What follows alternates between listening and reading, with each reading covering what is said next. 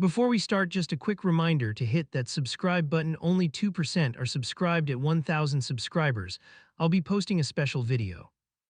My husband slid into the only empty chair and she followed. He did not look at me, not even a quick glance. Her hand brushed his shoulder as she passed behind him, like they had rehearsed it. She sat one seat away from him instead of next to me, which hit harder than it should. I stared at the space between us, that stupid gap in the row, like it was a warning. My name is Aaron, I am 33 and I felt 15 again. You know that feeling when the new girl walks in and everyone shifts toward her? That was the room, tilted in her direction before she even spoke. I forced a smile that hurt my cheeks because I refused to be the jealous wife. At least that was the story I tried to keep on my face. She leaned forward and laughed at something my husband whispered, and I heard nothing. The leader asked everyone to introduce anyone new, and my husband suddenly found his voice. "This is Lily, she has been visiting the church," he said with this proud little tilt. He never introduces me like that. I noticed that detail way too fast. By the time he finished, she was already scanning my side of the circle. "Are you Aaron?" she asked like she already knew the answer. My name came out of her mouth soft and bright, almost too friendly.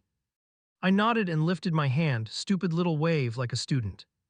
Her eyes went from my face to my ring, quick tiny check then back. "I have been praying for you both," she said, and I felt my back tense.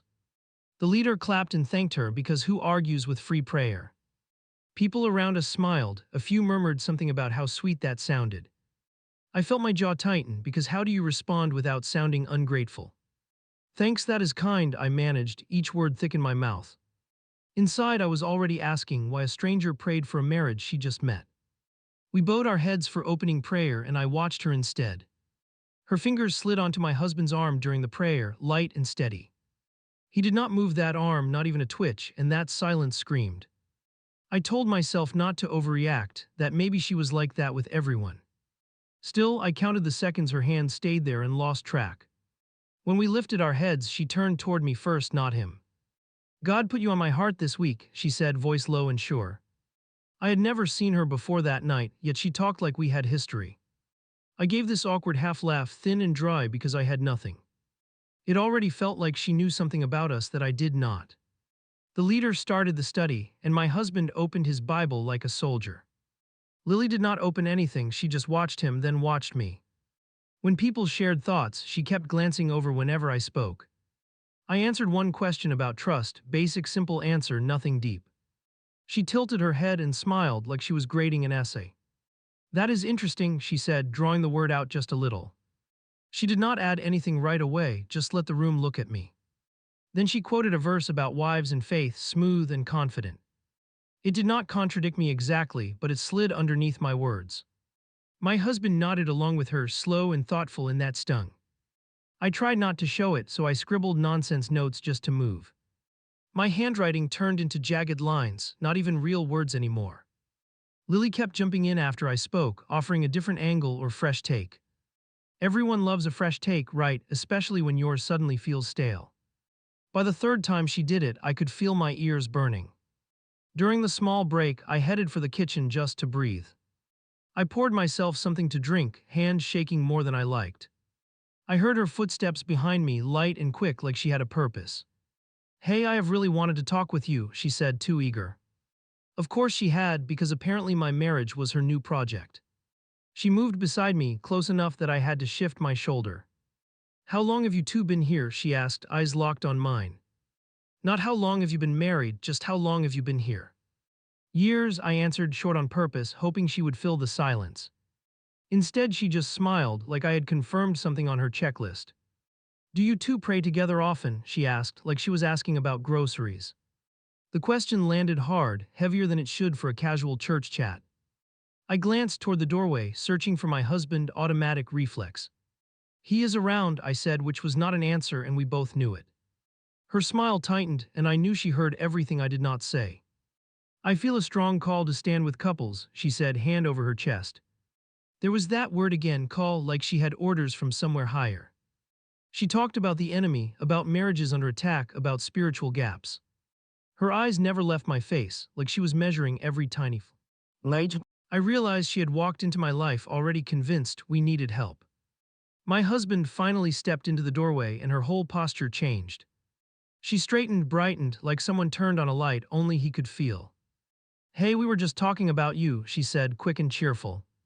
He grinned, easy and relaxed, like this was the best news all night. I stood between them at the counter and felt somehow outnumbered already. "Lily has such a heart for marriage ministry," he said, leaning against the frame. He looked proud of her, proud of this woman he had just brought in. I stared at him, remembering how hard I had begged him to come last month.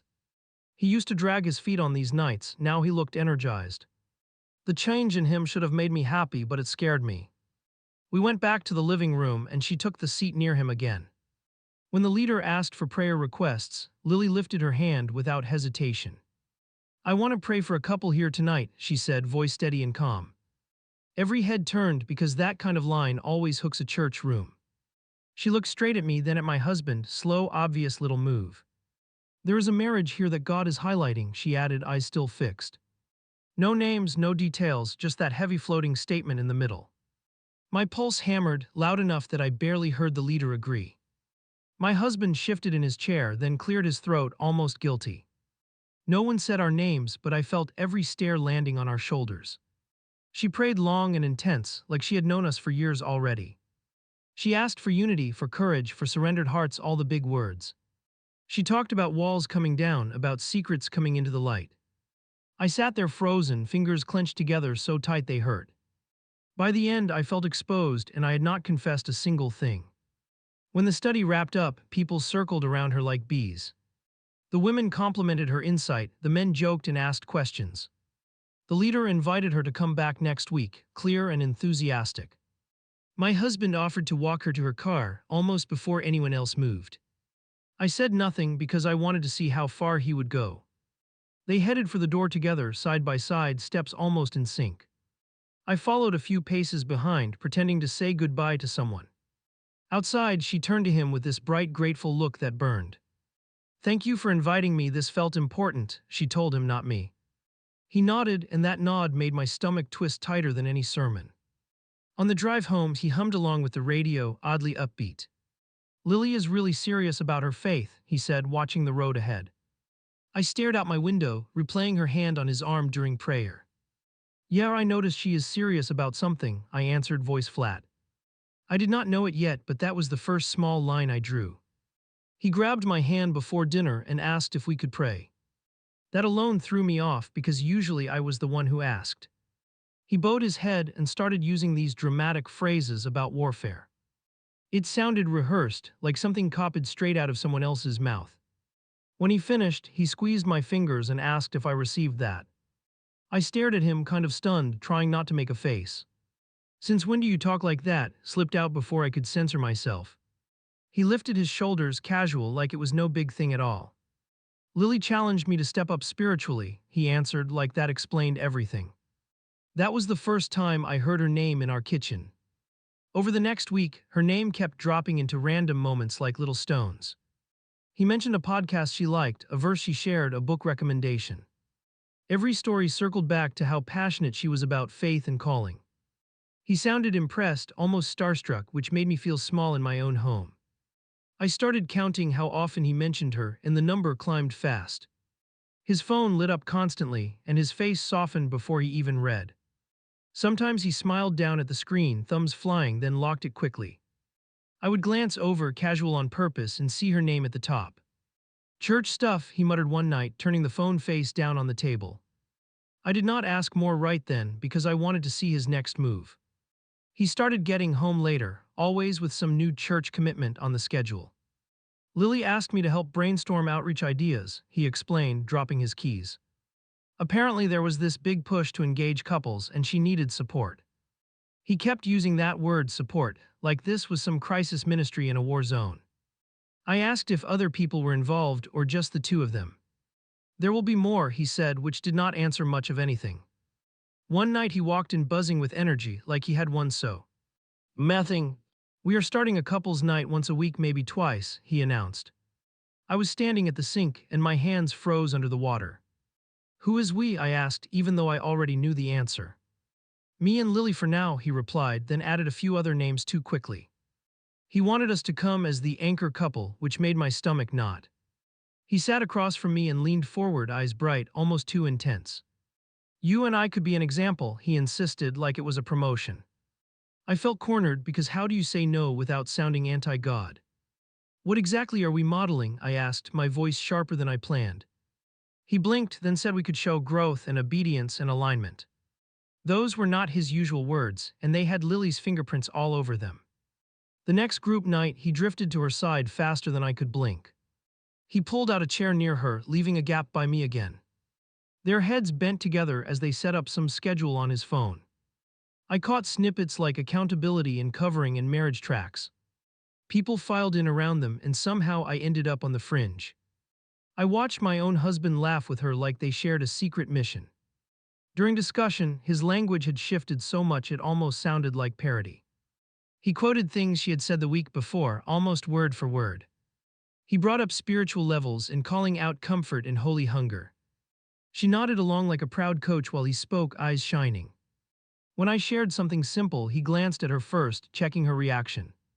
It felt less like a class and more like an audition I had not prepared for. On the drive home, he turned the radio down and cleared his throat. You kind of held back tonight, he said, eyes fixed on the road. I stared at him, thrown by the shift from happy to evaluator so quickly. What does that even mean? I asked, fingers tight around my seatbelt. You give safe answers, he replied like he was diagnosing a patient. That is what Lily challenged me on too, and she was right. There it was again, her name, dropped into the middle of my evaluation. I felt my face heat, not from shame, more from straight anger. So you and Lily analyze my answers now, came out before I filtered it. He flinched a little, then insisted I was twisting his words into something ugly. She just sees where we could be stronger, he added, hands tightening on the wheel. I heard the we, but somehow I was the only one on trial. He started framing everything in our life like a spiritual performance review. What I watched, what I listened to, how often I read my Bible. Things we had been fine with for years now sounded suspect in his tone.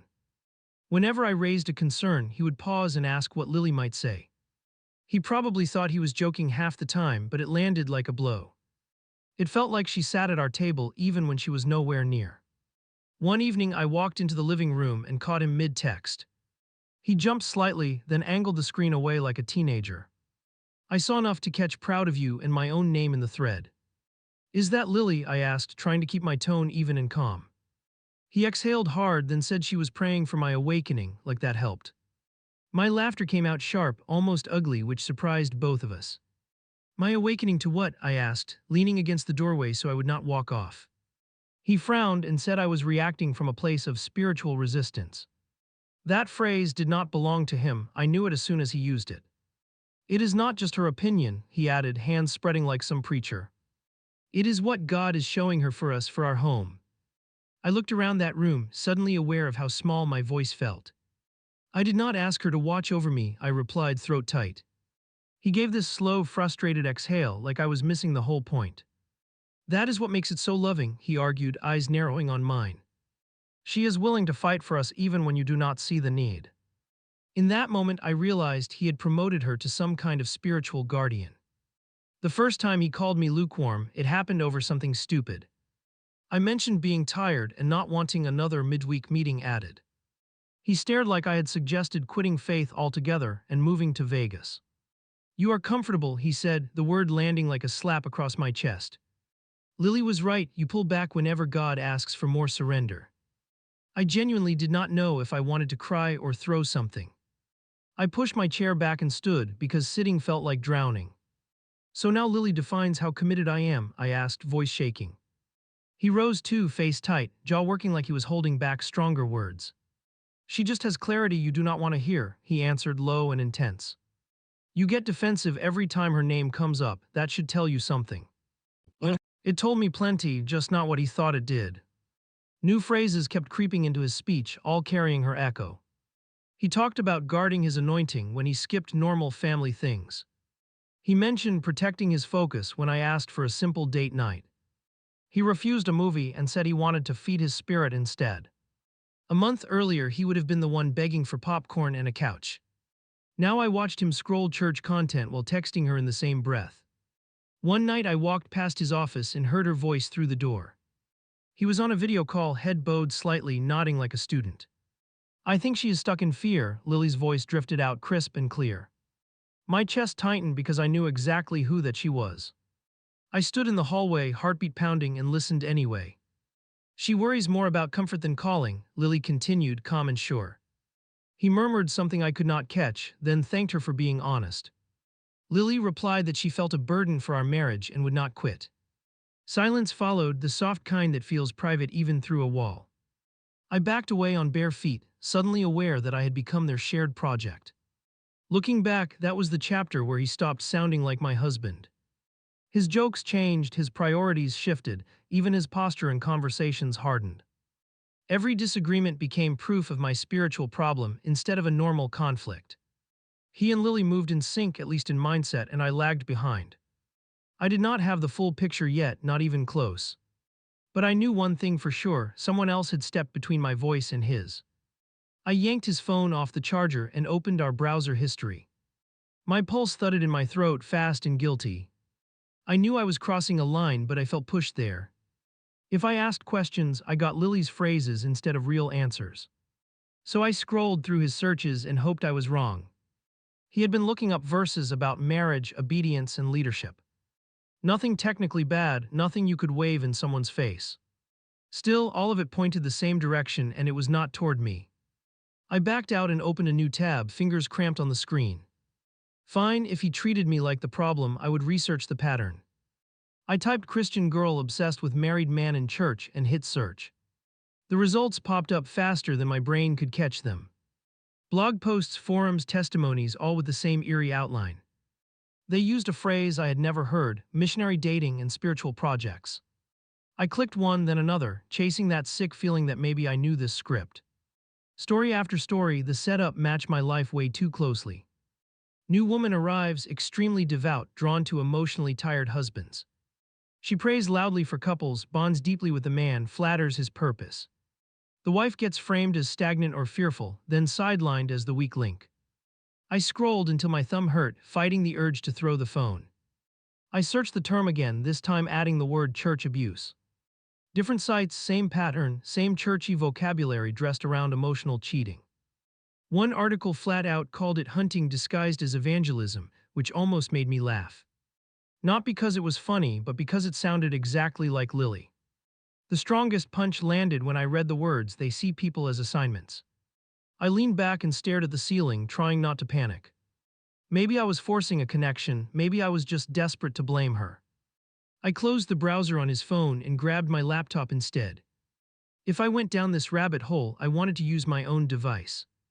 There is a difference between paranoid snooping and actual research, at least that is what I told myself. I typed a slower search this time, more careful, more specific. Woman targets married men to save them, church testimonies. That brought up long threads, anonymous posts, people who had lived through it. I read one line that froze my chest solid. She told him our marriage was her mission, not her boundary. I sat there in silence, lips pressed tight, eyes burning. Because that sentence sounded like Lily's prayer over us word for word. I kept reading, hands cold, scrolling through, strangers calling women like her holy hunters.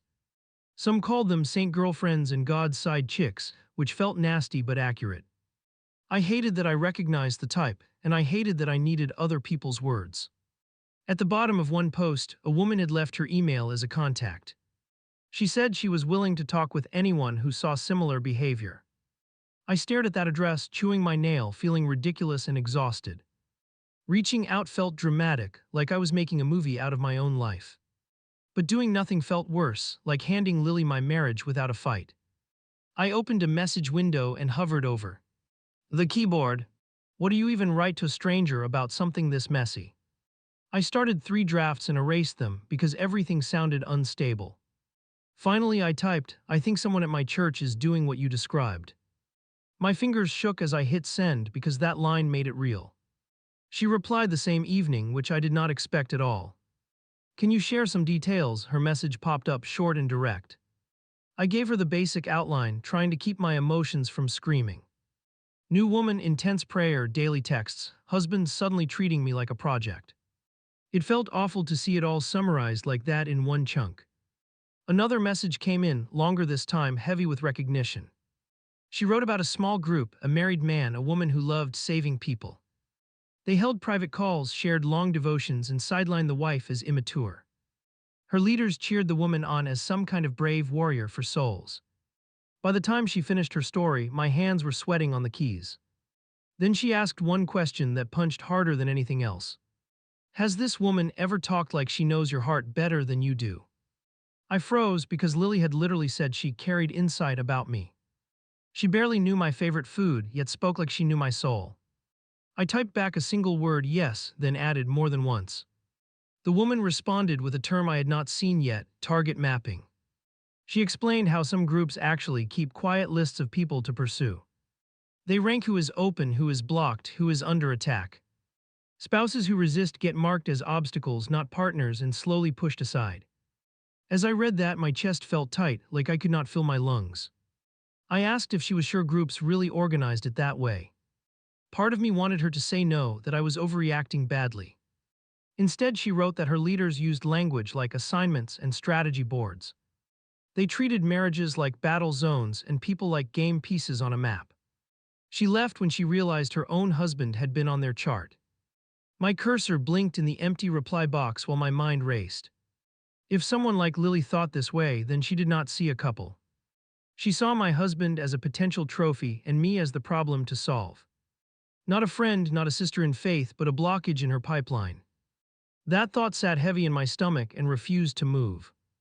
I asked the woman one more question, the one I truly dreaded. What happened to your marriage after you found all this out? The pause between my message and her answer felt long and ugly.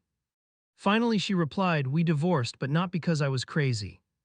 She added, they convinced him I hated God, not the manipulation. I stared at those lines until they blurred and my vision swam. That was my nightmare written out by someone else years before me.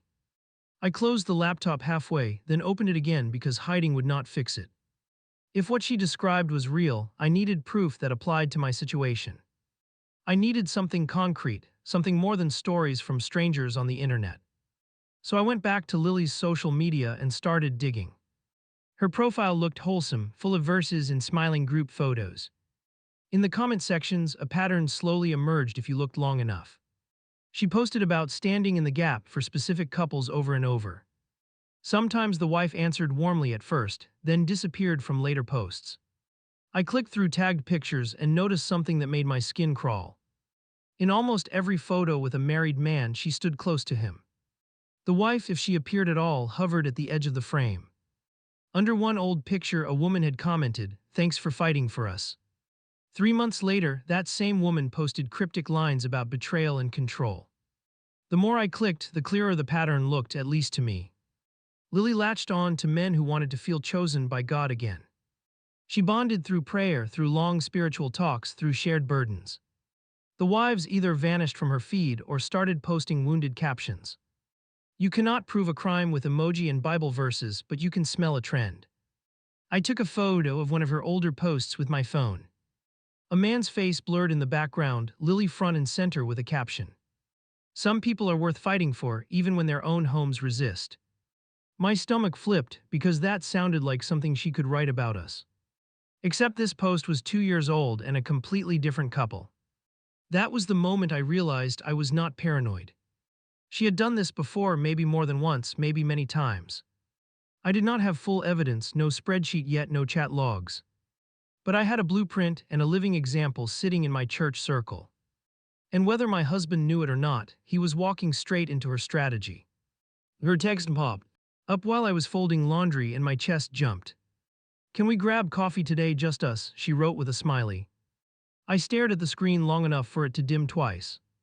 Part of me wanted to ignore it and claim I never saw. Instead, I typed sure, what time works, because I needed to see her. We met at a place near our house, her choice, not mine. She was already there, phone on the table, chair angled toward the door. When she spotted me, she lifted her hand like we were close friends. I walked over, every step heavy, rehearsing calm answers in my head.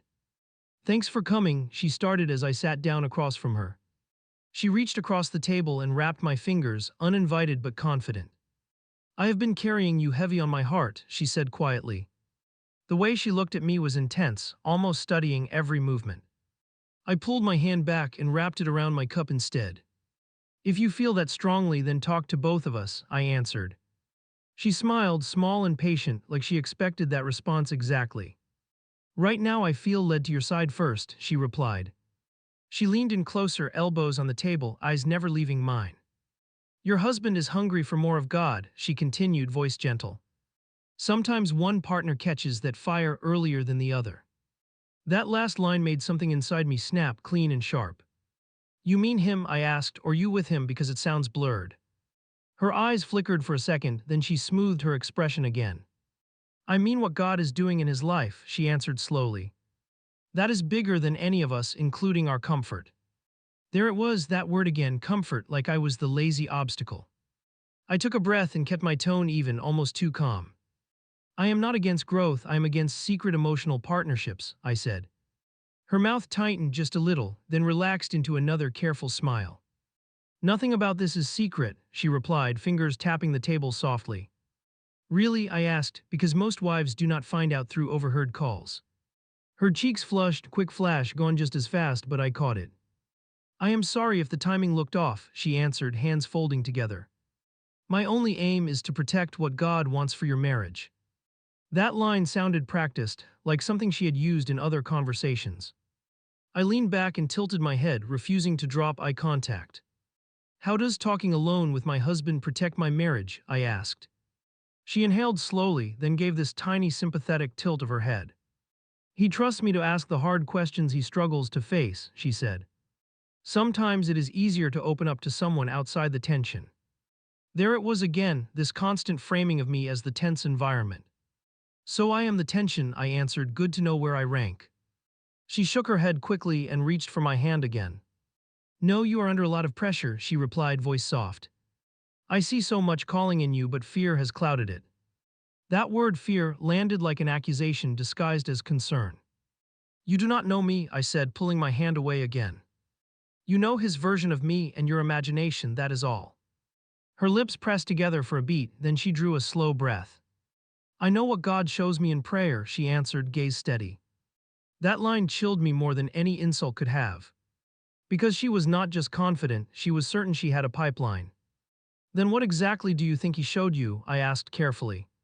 She studied my face like she was reading a page, taking her time. He showed me a woman guarding herself more than her covenant, she said. I laughed once, sharp and humorless, because it hurt right away. So you believe I do not care about my own marriage? I asked. She shook her head again but did not back off the idea. I believe you care in your way, but you hold the reins tight, she answered. And your husband is suffocating under expectations God never put on him. That line felt personal, too specific to be a random guess. What has he told you about me? I asked, voice dropping. She looked down at her cup and traced the rim with one finger. We talk about his journey, not your flaws, she replied after a moment. But it is obvious he feels unseen at home, you know that. That last part hit like a dart because she said it almost kindly. You are talking to me like I am already guilty, I answered slowly. She lifted her gaze again, eyes bright, almost shining with purpose. I am talking to you like someone God loves enough to confront, she said. There is more for you than playing defensive every time truth knocks. My throat tightened and I had to swallow hard before speaking again. Truth is not automatically whatever you think you hear in prayer, I said. And it is not whatever makes my husband feel good while he ignores boundaries. Her jaw flexed just once before she forced another calm expression. Boundaries that keep you safe can also block what heaven wants, she said.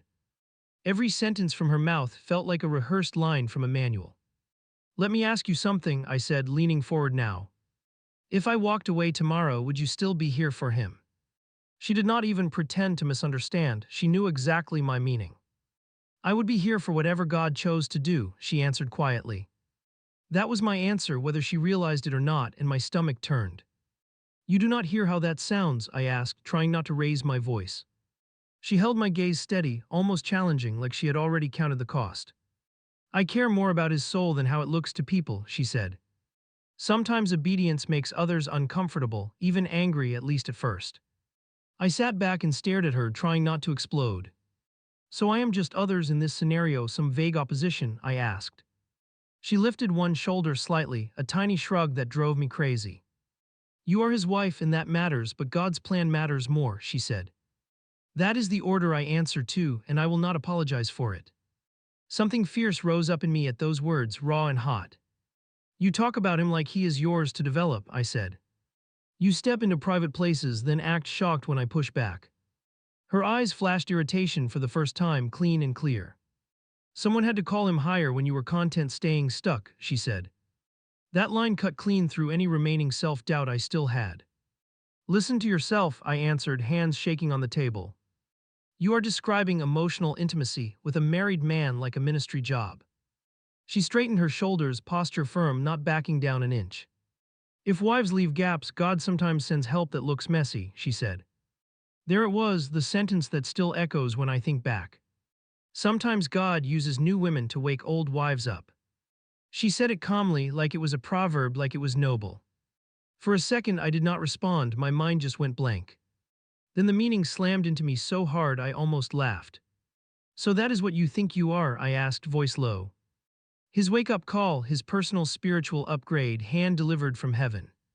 She did not deny it, not really, she just held my stare. I think I am part of what God is doing in his season, she said. What that looks like long-term is not mine to control. Long-term, those two words hung between us like an admission, heavy and bold. You talk like you expect to stay in his life indefinitely, I said. If our marriage breaks, you will blame my stubbornness, not your interference. She leaned in slightly, eyes almost pitying now, which made me furious. I will grieve any loss, she replied, but I will not regret obedience.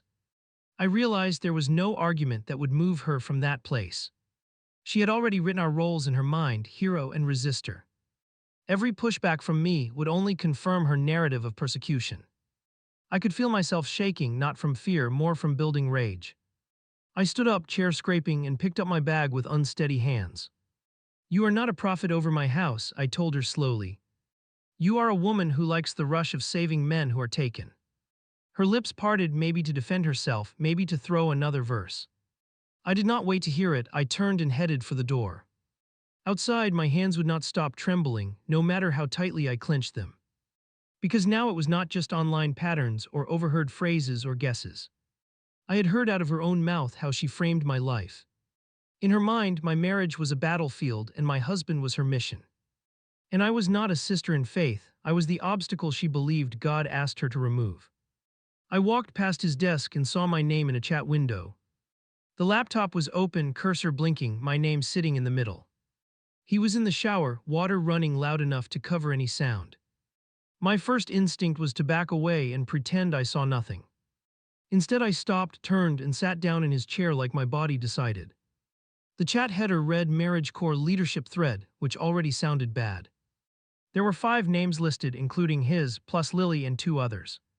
I scrolled up a little, heart racing in this tight, ugly rhythm. Colorful bubbles stacked on top of each other, full of scripture and strategy. Half the messages had timestamps from late nights while I was sleeping. I hit the search bar and typed my own name into it. Results popped up all over the thread, more than I wanted to see. I clicked the most recent one from Lily from that very morning. Keep covering Aaron in prayer, she wrote. Her resistance is exposing hidden strongholds. My jaw clenched so hard my teeth hurt while I read the next line. She is not the enemy, Lily had added, but she is a doorway. One of the other leaders replied with a string of agreement emojis. Then another chimed in about wives who hold the line of comfort. My husband answered last, talking about feeling torn between calling and home. He wrote that he loved me, but he could not back off the assignment. Assignment. I scrolled upward, hands sweating on the touchpad, needing context for that word. Earlier messages laid out this slow, careful build around our lives. Week by week they discussed his growth and my hesitation like a case study. Nothing crazy at first, just comments about covering their house and supporting his leadership. But the tone shifted as I kept going, and it hit hard. Aaron avoids deeper surrender conversations, Lily wrote in one thread. She changes the subject when conviction lands, classic self-protection pattern. One leader replied, we see this often, we must gently apply pressure. My husband responded with a sad face emoji and a line that gutted me. I know she is scared, he wrote. I wish she would trust you all. You know that feeling when your stomach feels hollow and heavy at once? That is what reading that line did to me on the spot. He did not ask them to back off, he asked them to break through me. I could actually see the moment he handed them the right to analyze me. A little further up, a different message from Lily jumped out fast. I sense Aaron is a pivotal gate, she wrote, which already annoyed me. If we win her, their marriage will become a model for the body. If we lose her, he must not shrink back from destiny. They all reacted with praise hands and fire icons like it was inspiring. I forced myself to keep going, even though I felt close to throwing up. There was a pinned message at the top, a link with a neutral label. Couples sheet ongoing, it read with a little lock symbol next to it. My finger hesitated over the trackpad, shaking, then tapped anyway. The document opened in a new tab and my heart sank lower. Rows and columns filled the screen, names and notes side by side. At the top, headers ran across like some twisted scoreboard. Couple status, risk level, obstacles, strategy, lead intercessor. I scrolled down until I found our names on one of the lines. Seeing us typed out like that made my skin crawl in a new way. Our row had more writing than most, packed and highlighted. Under status it read, husband engaged, wife guarded but softening under pressure. Under risk level someone had typed, medium now, could spike if confronted directly. Under obstacles it just said my first name, then fear-driven control structure. Under strategy the text was longer, and that is where I almost lost it. Build one-on-one trust with husband, the strategy section started. Decrease wife's influence by increasing spiritual community around him. Expose false safety through testimonies of surrendered spouses. Push for couple attendance at intensive prayer nights, assess breaking points. Lily's initials sat next to that paragraph, clean and almost proud. There was a separate column labeled Notes, and it felt even worse.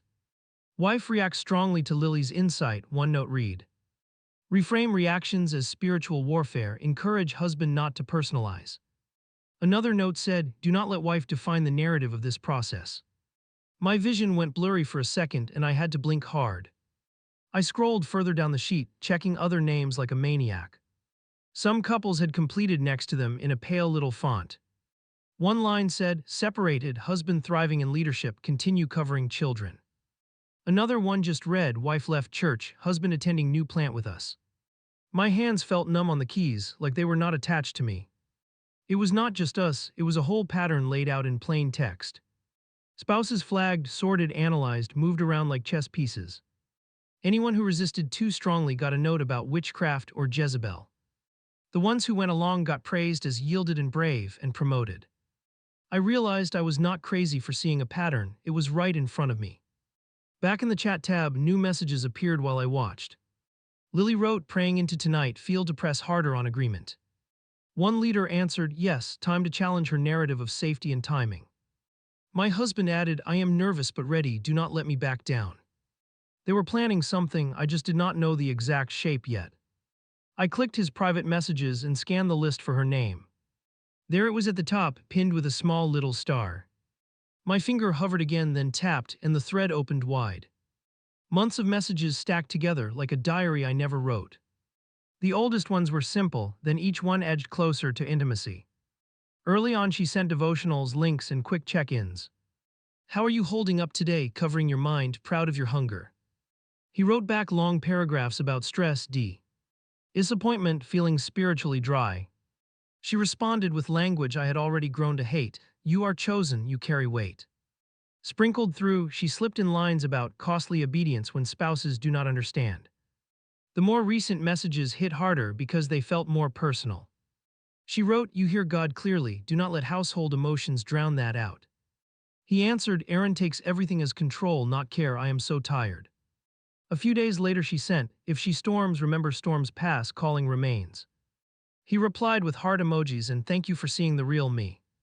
I scrolled faster, searching for my name, fingers almost cramping. One message from that week stopped me cold. She wrote, if Aaron walks away from this process, God will still raise you. Do not sacrifice your assignment on the altar of her comfort. My chest felt tight, like someone had stacked heavy stones across my ribs. Another recent line twisted the knife even deeper. I am here no matter what she chooses, Lily wrote. God asked me to stand by your journey, not her reactions. He answered, "You are a gift in a really lonely season." Reading that, I felt something in me crack that I could not glue back. I grabbed my phone and started taking photos of the screen quickly. The spreadsheet, the chat, the worst direct messages, all of it. I did it with this shaky mix of shame and grim determination. If I confronted them, I needed more than my memory and emotions. I needed something I could point to when they called me hysterical. The shower cut off upstairs, pipes knocking once through the wall. I closed the tabs fast, then reopened the home screen like nothing happened. My pulse raced so hard my vision dimmed at the edges for a second. I stood up, forced my shoulders down, and straightened his chair. By the time he walked in, I had a glass of water in my hand. "Everything okay?" he asked, toweling his hair, glancing toward his desk. "Yeah," I answered, voice steady, which surprised me more than him. He moved past me, dropped his towel over the chair, and checked the screen. Whatever he saw looked normal enough because his shoulders relaxed. He kissed my cheek on autopilot and asked about dinner plans. I went through the motions that evening like I was playing a role. Cooking, small talk, smiles at the right moments, nothing too obvious. Inside my mind, I replayed every line from that spreadsheet. Decrease wife's influence, do not let her define the narrative, assess breaking points. Those phrases sat under my skin like splinters I could not pull out. Later that night while he slept, I lay awake staring at the ceiling. If I confronted only him, they would frame it as my fear lashing out. If I confronted only her, she would spin it as persecution and jealousy. If I stayed quiet, their strategy would march on like I consented. Every option felt bad, but pretending I did not know felt worse. Looking back, that was the night my role shifted without his permission. I stopped being the confused wife and started acting like my own witness. I still loved him, that part makes everything harder even now. But after seeing that sheet, I knew something else with brutal clarity.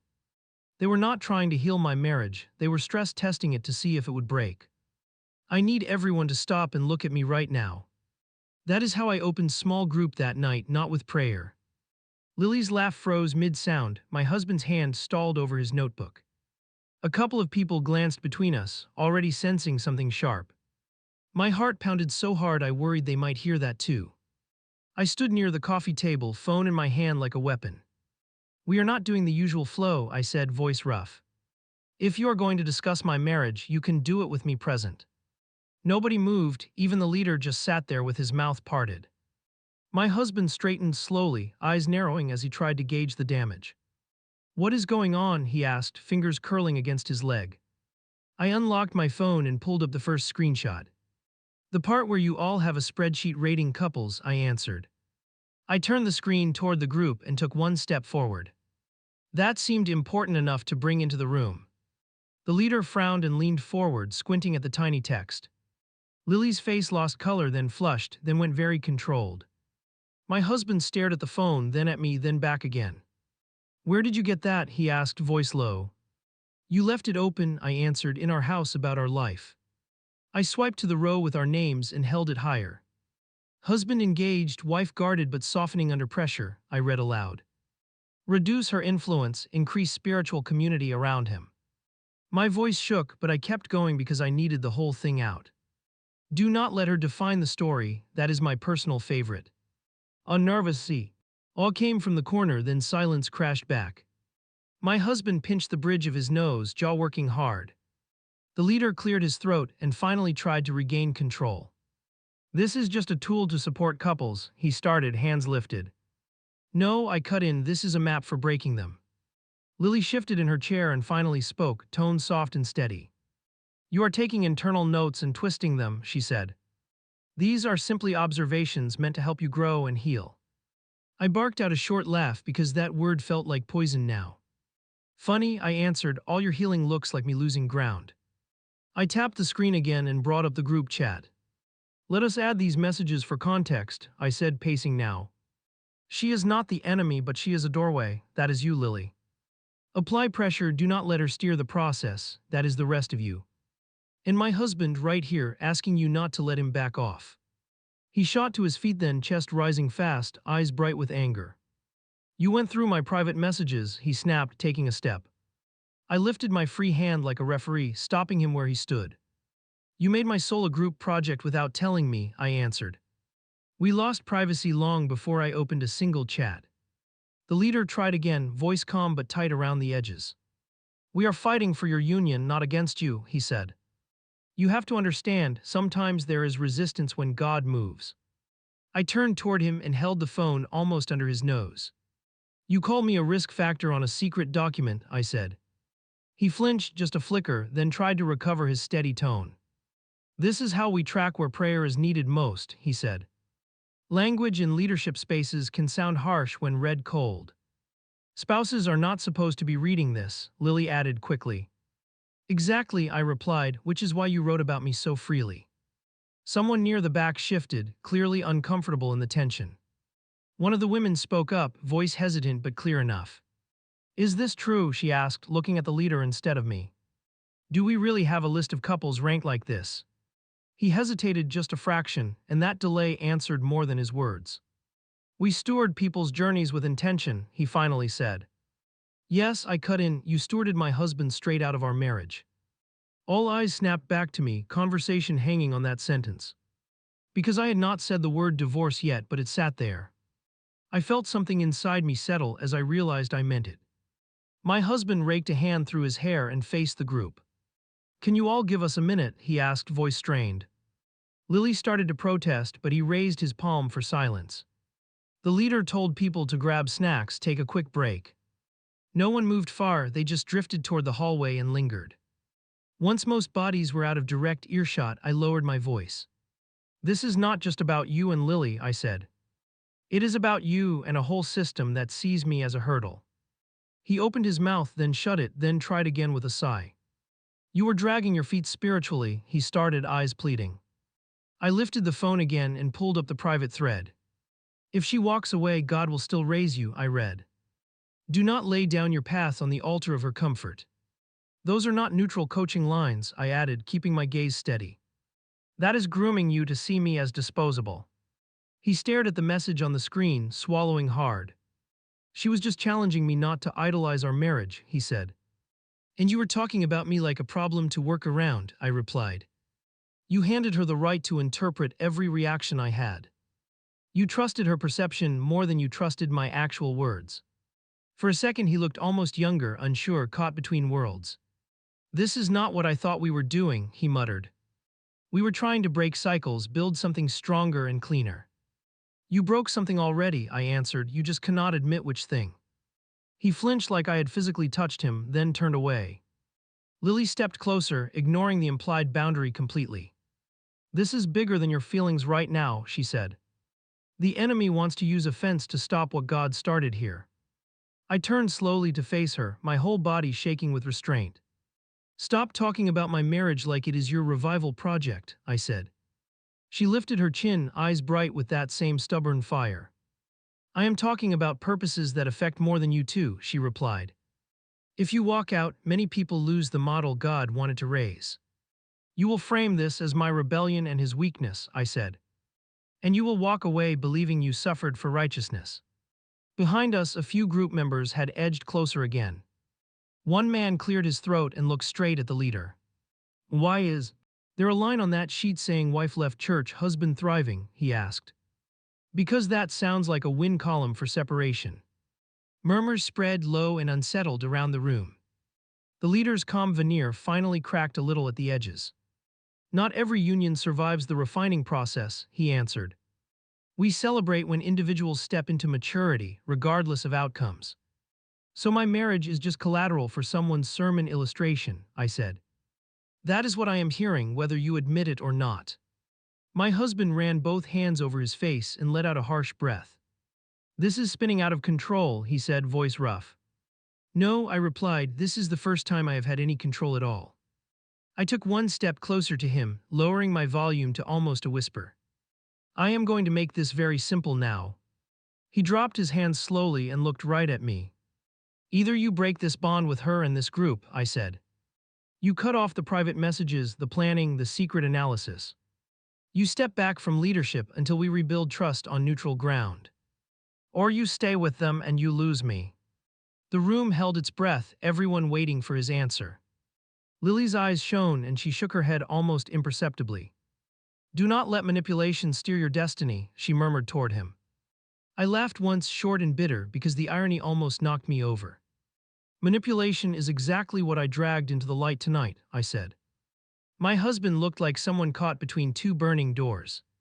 He opened his mouth, closed it, then spoke with a strange formal tone. I cannot walk away from what God is doing here, he said. If that means you need space, I will grieve that, but I cannot betray this call. There it was, the choice laid out without any sugar on top. My chest clenched, but the weird thing is I felt calm. I nodded once, slow, more to myself than to anyone else. Thank you for being clear, I said, fingers tightening around my phone. For a while I thought I was crazy, now I just feel done. I turned toward the leader and the rest of the half circle. You do not have my consent to use me in your stories, I said.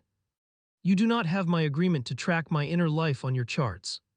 If you reference me from a stage or in a meeting, you will be lying. I am not a breakthrough testimony for your methods, I am a cautionary tale. Lily's jaw clenched so hard I thought she might actually explode. I walked to the door, grabbed my bag, and paused for one last line. Enjoy your miracle project, I said without turning around. But stop pretending you are rescuing my union, you picked your prize already.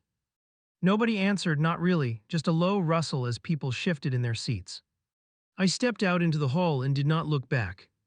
Later that night, after I moved into a friend's guest room, my phone buzzed. A long message from him filled the screen, full of sorrow and scripture. He wrote that I had partnered with offense and abandoned the process. He ended with, "My heart is open if you ever want to rejoin what God is building." I stared at it and realized there was no "we" left in that sentence. I did not respond that night or the next week. I met with a lawyer, started therapy, cried until I thought I had no tears. Sometimes I still wonder if I overreacted, if I blew this up too fast. Then I remember the spreadsheet line about celebrating husbands after wives left. I remember Lily saying God might use her to wake me up. So here I am, typing this out to strangers who do not know my face. I walked away from a man who chose a woman and a ministry over mutual trust. The woman still thinks she is on a holy mission, he still thinks God signed off. I am the only one who called it what it was, and I am the one who left. Some nights I lie awake and ask myself the same question you might ask now. Am I insane for leaving my husband with a girlfriend who dates like a missionary hunts, or was insanity staying and letting them keep practicing on my soul?